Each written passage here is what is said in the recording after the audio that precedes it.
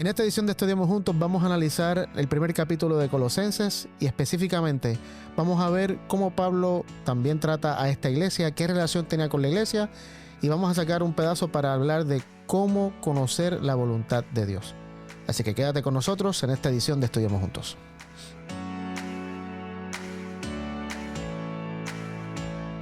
Bienvenidos a esta segunda parte de la lección número 2 de Estudiamos Juntos. Contentos de que estés con nosotros. Como todas las semanas te pedimos que le des like, que te suscribas a nuestro canal y que compartas todos estos programas con tus contactos para estar unidos así en la misión. Estamos nuevamente con Daniel y con Joel que nos acompañan en esta segunda parte y hoy simplemente vamos a comenzar rápido con una oración y vamos al texto para analizar. Así que Joel, te voy a pedir que hoy comiences tú orando. Querido Señor, te pedimos que estés con nosotros, que nos des tu mensaje, nos ilumines para poder entender los propósitos de estas epístolas y qué es lo que pretendes de nosotros. Gracias por todo, en nombre de Jesús. Amén. Amén. Muy bien, continuando con esta segunda parte de la lección número 2, razones para agradecer y orar. Vamos a analizar Colosenses capítulo 1. Vamos a Colosenses 1, vamos a leer los versículos 3 al 8. Pero antes de leerlos, simplemente quiero hacer este comentario. La relación que Pablo tenía con la iglesia de Filipos es una relación muy distinta a la que tiene con la iglesia de Colosas. Y hay una razón fundamental para esto. Y está en Colosenses capítulo 2, versículo 1. No sé quién lo pueda leer. Colosenses 2, 1. ¿Qué dice? Ahí lo tienes ahí a mano. Sí. Yo tengo el libro. Quiero pues que sepáis cuán grande lucha sostengo por vosotros, por los que están en la Odisea y por todos los que nunca han visto mi rostro. Muy bien. Pablo nunca ha visto en persona a los miembros de la iglesia de Colosas ni a sus líderes. Eran los miembros online. Eran literalmente, eran miembros online. Muy buena comparación. Y aunque no los ha visto nunca, y ellos tampoco lo han visto a Pablo, obviamente, fíjate, vamos a leer ahora los versículos 3 al 8, cómo Pablo les habla y cómo se siente con ellos, aunque nunca se han visto cara a cara. Vamos a leerlo. Siempre orando por vosotros, damos gracias a Dios, Padre de nuestro Señor Jesucristo, habiendo oído de vuestra fe en Cristo Jesús y del amor que tenéis a todos los santos, a causa de la esperanza que os está guardada en los cielos, de la cual ya habéis oído por la palabra verdadera del Evangelio, que ha llegado hasta vosotros, así como a todo el mundo, y lleva fruto, y crece, y también en vosotros, desde el día en que oísteis y conocisteis la gracia de Dios en verdad, como lo habéis aprendido de Epafras, nuestro consiervo amado, que es un fiel ministro de Cristo para vosotros, quien también nos ha declarado vuestro amor en el Espíritu. Ok, fíjate que aunque nunca se han visto cara a cara, Pablo de nuevo le agradece a Dios por ellos y le dice, yo los tengo en mis oraciones. ¿Qué no sé, para mí, y no quiero engrandecer tanto a Pablo, porque Pablo era un humano como todos nosotros, pero qué ejemplo de liderazgo bíblico Pablo nos muestra en sus epístolas. O sea, un tipo que literalmente se entregó a Jesús, a la misión del Evangelio y realmente a las personas. O sea, Pablo era un tipo, tendría que ser, yo creo que tú lo mencionaste la semana pasada, colérico. Colérico, o sea, un tipo sumamente social. Que se daba a las personas, colérico sanguíneo para completar, o sea, que se daba a las personas, que le apasionaba estar con los seres humanos, en persona o a la distancia. Y a pesar de que era divorciado. Pablo era divorciado, eso no lo sabía. Sí, porque él era miembro del Sanedrín y para ser miembro del Sanedrín había que estar casado. Mira, o tal vez era viudo. Sí, pero pareciera por los mensajes de él que la esposa lo dejó por causa del cristianismo. Mira, eso pareciera muy lógico. Sí. Totalmente, fíjate, no sabía ese detalle. Sí. Mira qué interesante. O sea que no, siempre anduvo solo. Sí, después de su conversión, seguramente. Claro, porque, por ejemplo, alguien puede decir, todos tenemos que ser como Pablo. No, y Pablo tenía características específicas. Yo creo que todos tenemos que ser relacionales. Claro. Pero no todos podemos manejar las cosas como Pablo las manejaba. Porque, por ejemplo, si Pablo hubiera estado casado y por eso él después aconseja, si vas a estar en la obra de Dios, como yo, quédate soltero, claro, sí, para poder estar libre, porque él hacía que las iglesias sean sus hijos, su esposa, o sea, él se daba, no tenía nadie que cuidar un círculo chico, o sea, y eso a veces a la persona que tenemos familia, a veces no sabemos tener el equilibrio porque tratamos a nuestras familias de una manera más distante que a la gente que estamos misionando, ¿no? Sí, Pablo podía darse totalmente a la misión y no le afectaba en su vida personal, pero uno que tiene familia no puede hacer así. Él necesitaba incluso esa relación social mucho más íntima. Claro. Porque si no, él estaba solo. Nosotros, en nuestro caso, tenemos que estar con la gente y a la vez estar con nuestra familia. Y Dios nos pide a nosotros que le demos la primera importancia a la familia. Claro, pero no es un ministerio para todo el mundo eso. O sea, el de la soltería. Pablo. Correcto. Sí. Totalmente. Y yo creo que es un ministerio que se forma a raíz de la crisis que pasa al divorciarse. O sea, y Dios siempre compensa para bien, o sea, nuestras crisis en la vida, ¿no? Y aquí Pablo agradece por 3 cosas en el versículo 4. Agradece por 3 cosas a Dios. O sea, Dios dice, yo le doy gracias a Dios por 3 cosas de ustedes. Número 1, porque he escuchado la fe que tienen en Cristo Jesús, del amor que tienen por todo el pueblo de Dios. Y la tercera era la esperanza, que lo menciona en el versículo 5. Ambas cosas provienen de la firme esperanza puesta en lo que Dios les ha reservado. Y estas 3 palabras en las epístolas de Pablo son cruciales. Fe, esperanza y amor. ¿A qué les recuerda eso? Vamos a buscar 2 textos. Daniel, búscate 1 Corintios 13:13. Joel, búscate 1 Tesalonicenses 1:3. Y Pablo menciona estas 3 virtudes, pudiéramos llamarlas virtudes, en otras epístolas. Y las menciona aquí en 1 Corintios 13:13, que tal vez es la más conocida de todas, después que habla de lo importante e impactante que es el amor. ¿Qué dice en 1 Corintios 13:13? Y ahora permanecen la fe, la esperanza y el amor. Estos 3, pero el mayor de ellos es el amor. Ahí está. Solo dice, estas 3 virtudes son las más grandes de todas. La fe, la esperanza y el amor. Justamente las 3 virtudes que él le agradece a Dios porque las ve en la iglesia de Colosas. O sea, no las ve, perdón. Ha escuchado del testimonio que se ha regado de ellos. ¿Y cómo lo dice en 1 Tesalonicenses 1:3? Acordándonos sin cesar delante de Dios y Padre nuestro de la obra de vuestra fe, del trabajo de vuestro amor y de vuestra constancia en la esperanza en nuestro Señor Jesucristo. Ahí está. Eso se lo dice de nuevo a los tesalónicos. Su fe, su esperanza y su amor. Y en 1 de Tesalonicenses 5:8, vuelve y les repite. Pero los que vivimos en la luz estamos lúcidos, protegidos por la armadura de la fe y el amor, y usemos por casco la esperanza de nuestra salvación. O sea que esos son los 3... Pilares. Para Pablo, los 3 pilares de una iglesia sana. Totalmente. Son las 3 virtudes por excelencia que un cristiano debe tener y por ende la iglesia. Sí. ¿De qué conocimiento puede provenir fe, esperanza y amor? O sea, para que tú tengas fe en algo, para que tú tengas esperanza en algo, para que tú tengas amor por la gente, ese conocimiento tiene que derivar de alguien de algo. Bueno, tiene que venir el conocimiento de Dios a través de Jesús, me parece. Ahora, esas son todas características que vos podés tener fe y esperanza, no sé si amor, pero por ejemplo de cualquier fuente. Eso es cierto, eso es cierto. Pero, o sea, determina la calidad. O sea, por ejemplo, si tu fe está puesta en el dinero, tu fe va a ser tan fuerte como el dinero. O sea que yo puedo tener... Pero te peleo con una cosa. Titubeaste con el amor. Titubeaste en decir, no sé si del amor alguien puede tenerlo. No, si vos del dinero no puedes sacar amor. O sea, pero sí puedes sacar fe y puedes sacar Pero sí puedes tener esperanza. Amor hacia el dinero. Okay. Pero entonces siempre decimos que el que no conoce a Dios no puede amar. Correcto. ¿Y cuánta gente nosotros conocemos? Yo por lo menos conozco un montón de gente que no ha leído jamás la Biblia y sin embargo son tremendos padres. Pero yo cambiaría algo. Pero ahí estás hablando de conocimiento intelectual y la Biblia habla de un conocimiento que es experiencia. Y hay gente que no conoce a Dios, pero sí sabemos por lo que dice Pablo en Romanos que todos tienen el Espíritu. Pero para mí hay una diferencia también. No saben ponerle nombre. Por ejemplo, y te doy un ejemplo para terminar este concepto. ¿Cuánto sabe un nenito, un bebé, del nombre de la madre? Nada. Ahora, la pregunta es, ¿tiene experiencia con la madre? El estar con ella, amamantarse de su mamá, y es más, etcétera. La siente, reacciona ante las cosas, y hay gente que no conoce el nombre de Dios, no conoce, pero tiene una experiencia con Dios. Como un bebé tiene una experiencia con su madre. Ahí está. Ahora, yo le añadiría algo a la premisa que tú dijiste, porque tú mencionaste si alguien que no tiene a Jesús puede amar. Y yo diría que sí. Para mí habría que añadirle algo a esa frase, y es que yo no puedo amar como Dios sin Dios, pero yo puedo amar muchas cosas sin Dios.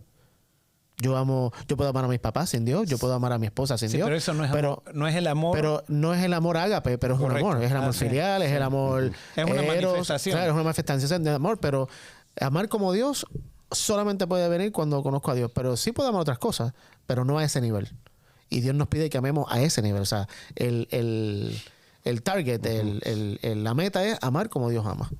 Y yo creo que ahí sí se... Cuando yo le preguntaba de qué deriva fe, esperanza y amor, de qué derivan esas tres cosas, para mí no hay una cuarta palabra que Pablo utiliza mucho en todas las epístolas y es gracia.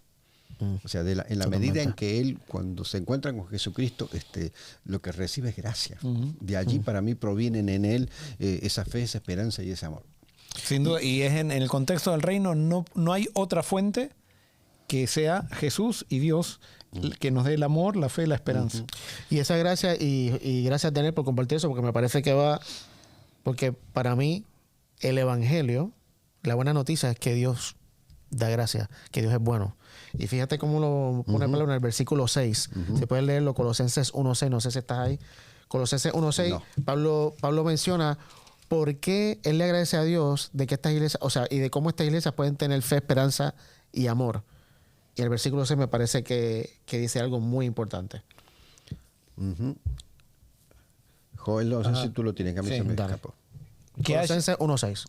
Que ha llegado hasta vosotros, así como a todo el mundo, y lleva fruto, y crece también en vosotros, desde el día que oísteis y conocisteis la gracia de Dios en verdad. Ahí está.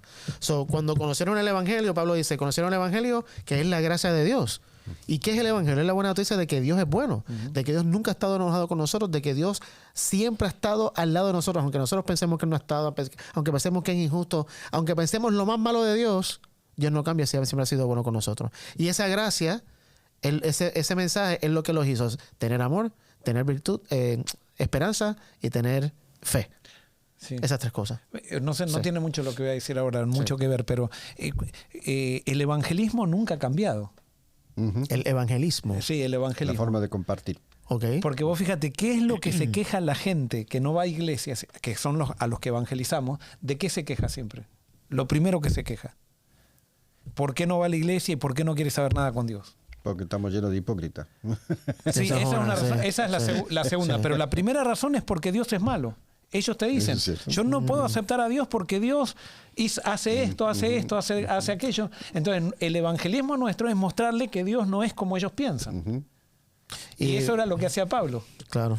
O sea, el evangelismo nunca ha cambiado. ¿Y cómo se hace eso?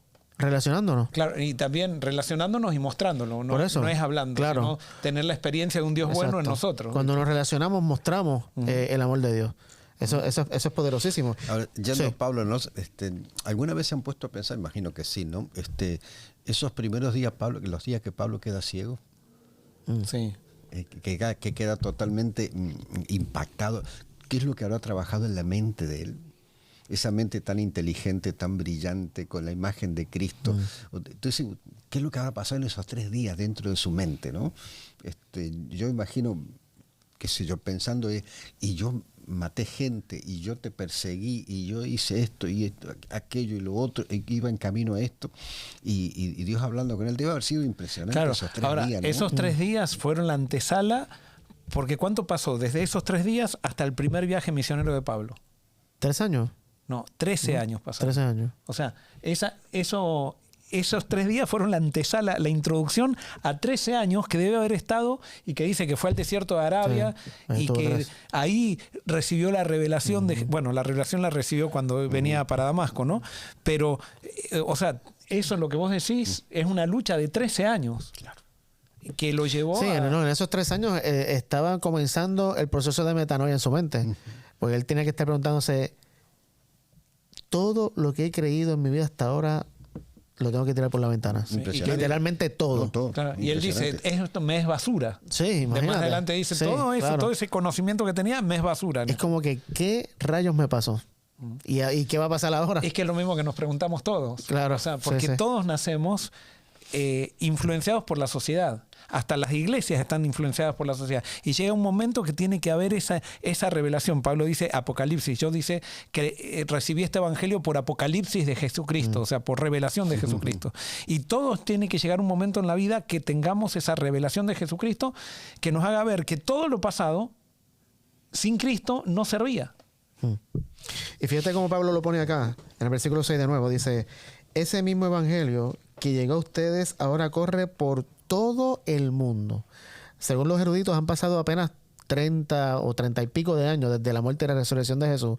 Y Pablo dice que ya 30 y pico de años después, todo el mundo conocido, ya el evangelio se ha regado. Sí, y que yo no sé bien cómo era eso, porque vos ves que Pablo funda una iglesia en una casa, funda otra iglesia en una casa. Claro, estaban los 12 apóstoles que estaban, y estaban los 70 también y todo eso, o los dos con los 70 que estaban en el aposento alto, pero no era tampoco algo así que aparecía en todos lados, pero ellos tenían la seguridad. Cuando veían que uno transformaba la vida, decía, esto está pasando con todos los otros. O sea, es que cuando Pablo llegaba a un sitio, no habían ya algunos que creían de Jesús. Y a esos eran los que tal vez se conectaban. Generalmente iba a las sinagogas. Después en los últimos viajes ya empezó a abrirse más a los gentiles, pero al principio siempre comenzaba en las sinagogas. A mí me impresiona mucho porque sin duda la época en que Pablo está viviendo, fíjate que él envía cartas a las iglesias. O sea, había una manera de comunicarse con personas en todo el imperio que facilitó que el evangelio llegara. Estaba muy bien organizado el imperio. O sea, y por eso dice... llegado el cumplimiento del tiempo. Claro, y vos fíjate, llegado el cumplimiento del tiempo, Dios hizo que nadie...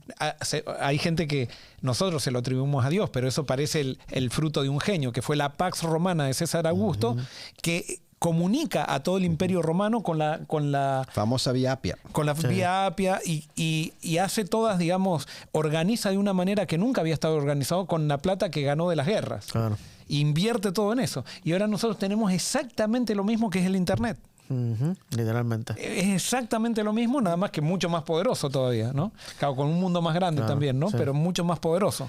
Sí, quizás eso también nos muestra en qué tiempos estamos viviendo y qué es lo que pretende Dios de nosotros, ¿no? Ahora fíjense, una pregunta para compartir. Obviamente, por más que todo se dio, o sea, el evangelio, las cartas estaban, pero el evangelio se compartía boca a boca. O sea, una persona los recibía en Jerusalén, los que se fueron, vinieron en ese día, se fueron para Capadocia, Macedonia, todos esos lugares, y que compartían el mensaje del evangelio, compartían lo que tenía. Ahora, ¿por qué a nosotros nos preocupa tanto hoy en las iglesias cristianas escribir libros para que la gente los lea, para mantener a las personas dentro de la doctrina, dentro del pensamiento? Porque en aquella época, o sea... No había ni Nuevo Testamento. O sea, Juanito Pérez, ¿viste? Llegaba al barrio de él y entonces contaba lo que él había oído. Claro, pero no era que, para mí no era que contaba, mostraba lo que le había pasado. Porque sí, para mí son las dos. Lo contaba y después lo vivía. Pero vos tenés, lo que vos estás diciendo es un punto crucial en esta época, que es lo que cambió después del siglo IV. Porque el siglo IV, después del siglo IV, el testimonio es, cuando vos evangelizás, es decirle a la gente lo que dice la iglesia. Hasta ese momento no era decirle a la gente lo que dice la iglesia, sino que era la iglesia que estaba viviendo la experiencia de la vida de Cristo, que era del Espíritu, y simplemente ellos transmitían eso. Que ahora nosotros también lo que enseñamos es lo que dice la iglesia. O sea, evangelismo es ir a enseñarle a un grupo lo que dice una iglesia para llevarlo a la iglesia. Claro, y alguien puede decir, bueno, pero eso no implica, que no quiere decir que no haya habido conflictos teológicos, porque los había, porque los vemos en los escritos de Pablo. Pero al fin y al cabo los arreglaba el poder del Espíritu Santo. Exacto. No la coerción de la gente, sino ustedes tienen que empezar como tal cosa. Porque el centro de lo que la gente, de lo que Juanito llevaba era, tú dices muy bien, la experiencia, pero ¿cuál era la experiencia? Era Cristo. Claro, exacto. Resucitó entre los muertos, sanaba enfermos, curaba esto, hacía aquello, lo otro. Lo que mantenía a la gente en efervescencia era la persona de Cristo. No eran... Y para mí lo que facilitaba más eso era la unidad que existía entre ellos por las relaciones que había. Por ejemplo... Nosotros en el equipo pastoral hemos tenido diferencias, muchísimas, pero estamos unidos, nos respetamos y en el diálogo llegamos a las conclusiones que llegamos y nos apoyamos todos. Pero eso viene como consecuencia de la unidad que existe, de la relación de amistad que existe entre nosotros. Cuando tú no tienes eso y ocurre un problema, digamos, de doctrina o algo teológico, cada cual habla para su lado, sí, claro. Sí, sí. Cada cual pasa a su lado y yo quiero ganar mi punto, tú quieres ganar tu punto y no llegamos a ninguna conclusión. En cambio, como el Espíritu trae unidad, y por eso Jesús pidió, fíjate que de todo lo que Jesús pidió al Padre en Juan 17 era que estemos unidos. Porque si estamos unidos, el Espíritu se puede manifestar mucho mejor que cuando estamos divididos. Y por eso las relaciones son tan importantes, las relaciones que el Espíritu trae. Muy bien. El Evangelio es la buena noticia que Dios... Sí, fíjate cómo dice el versículo 6 de nuevo. No solamente dice que llegó a ustedes ahora que corre por todo el mundo, sino dice... por lo menos mi versión, lleva fruto. Dice, da fruto en todas partes mediante el cambio de vida que produce así como les cambió la vida a ustedes. Tremendo. Eso para mí esto es impresionante. ¿Por qué? Porque nosotros hemos vivido eso. Para mí, las escuelas de discípulo orgánico, las que hemos ido, más que en las iglesias que ministramos, que también lo vemos aquí en la iglesia local. Pero cómo hemos visto, cómo hemos sido testigos de que cuando se levanta Jesús y se enseña que Jesús reveló que Dios es bueno, que Dios nos ama, que nunca ha estado molesto, que como Jesús trató y lo que vemos en los evangelios, así mismo es Dios, tiene un efecto, es que el evangelio es poder. Eso tiene un poder, pero transformador. Y por eso Satanás se ha encargado de que prediquemos de todo, menos eso. Y que compliquemos todo. O sea, totalmente. Sí. Hacerlo lo más difícil posible. Es que cuando no se enseña, cuando no enseñamos la sencillez del evangelio, que es eso, todo lo demás es un arroz con pollo, como decíamos en Puerto Rico. Con pescuezo. Con arroz con pescuezo. Todo se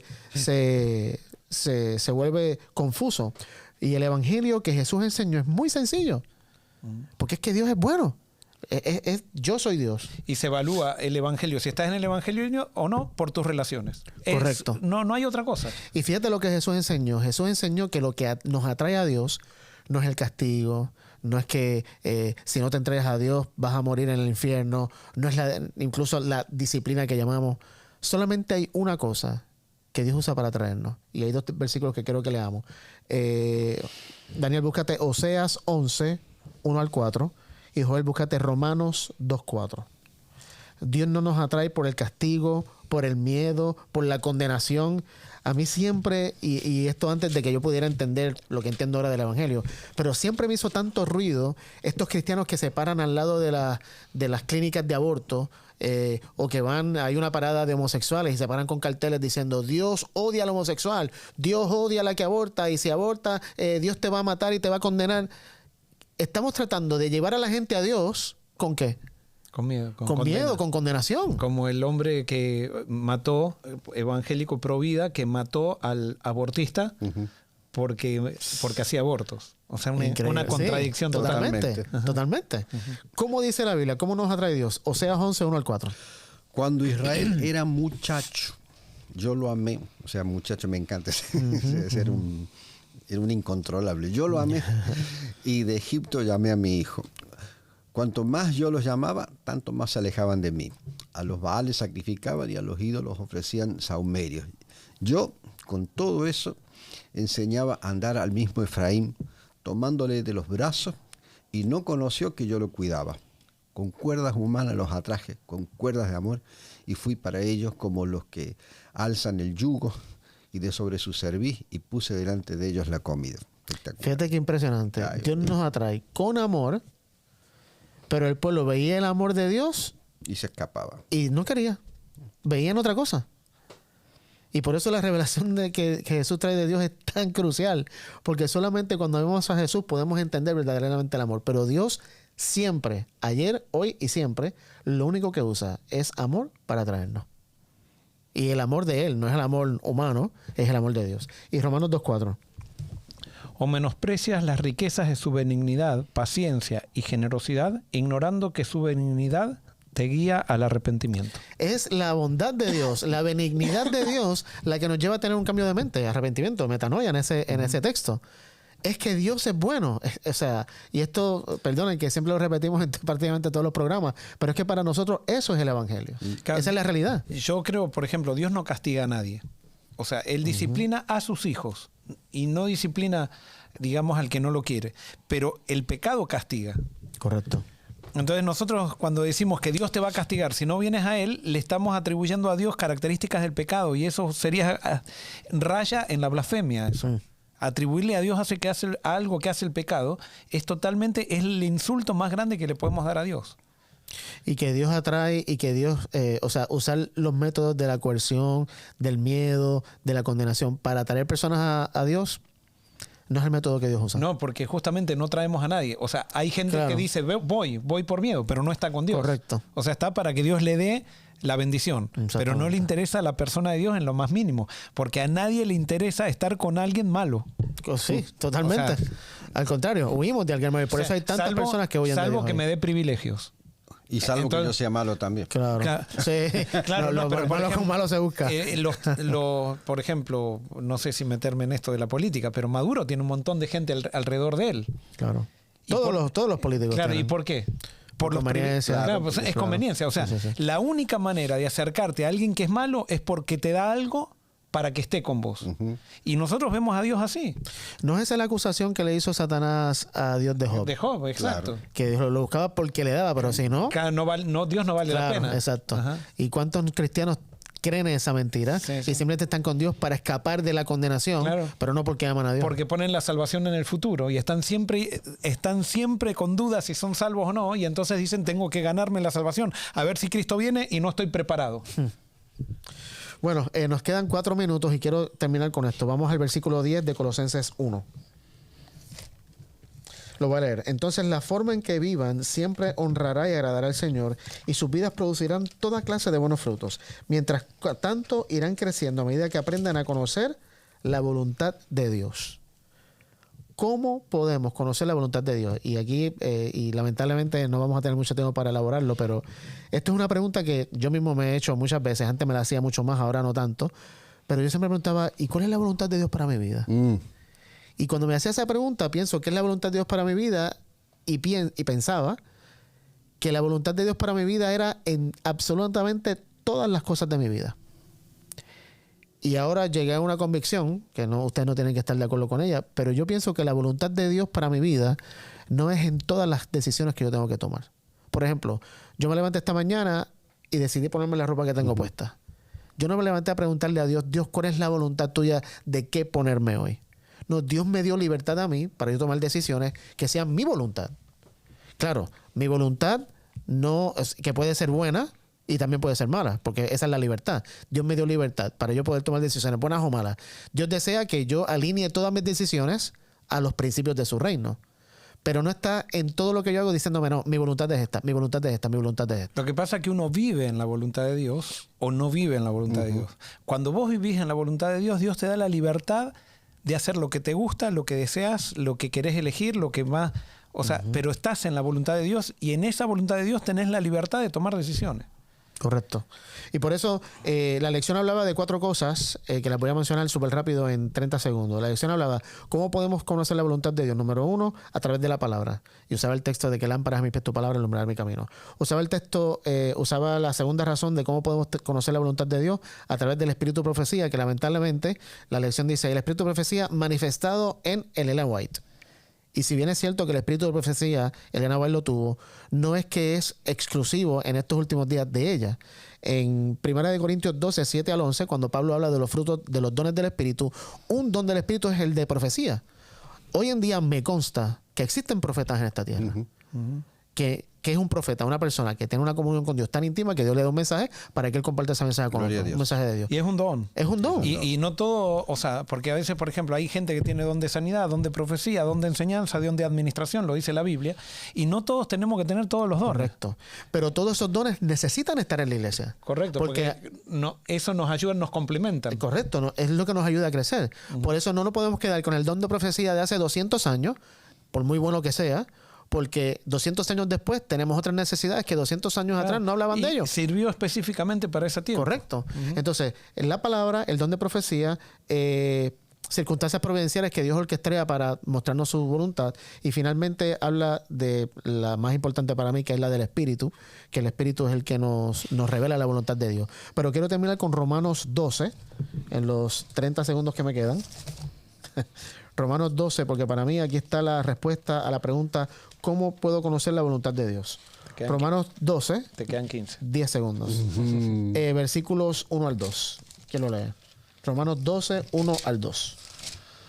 Por lo tanto, hermanos, os ruego por las misericordias de Dios que presentéis vuestros cuerpos como sacrificio vivo, santo, agradable a Dios, que es vuestro verdadero culto.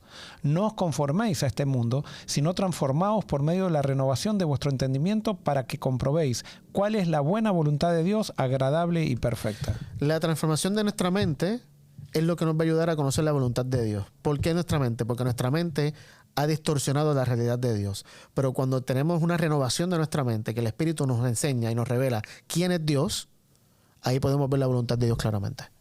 Si no es así, por más circunstancias que Dios nos ponga, por más profetas que Dios nos envíe, sí, por más oración que haga, sí, no vamos si yo a entenderla. no quiero recibir la revelación de Dios. Exactamente. Así que con eso te quiero dejar hoy. Que hoy, como te dije en el episodio anterior, no endurezcas tu corazón y que hoy te rindas a la influencia del Espíritu, de la transformación que Dios quiere hacer en tu mente para que podamos conocer la voluntad de Dios. Y para conocer la voluntad de Dios, lo más esencial es conocer quién es Dios. Amén. Y eso solamente lo podemos lograr a través de Jesús. Que Dios te bendiga y te esperamos la próxima semana en otra edición de Estudiamos Juntos.